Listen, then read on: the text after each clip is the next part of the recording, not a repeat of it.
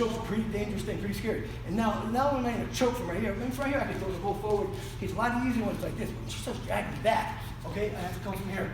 Now I take her momentum and I automatically just go with it, take my right leg, because she choked me right side, and I turn. And I turn. And now from right here, I step to this foot right here, and I lean like I'm taking the bow, but I go all the way down to the ground. Okay, from right here, down. Okay, and now from right here, all I'm gonna do is I'm gonna use that punch that we did today. Okay, it's called a palm fist. Okay, we haven't done that, but it's simple, palm fist.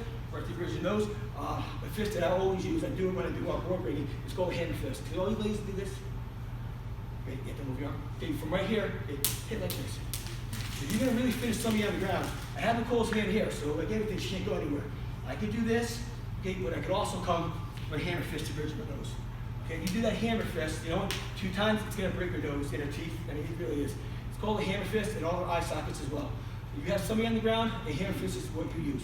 Because even if you hit her in the head, you know what, you won't break her hand. If I punch here, I can still break my hand. But a hammer fist is what we're gonna practice right now.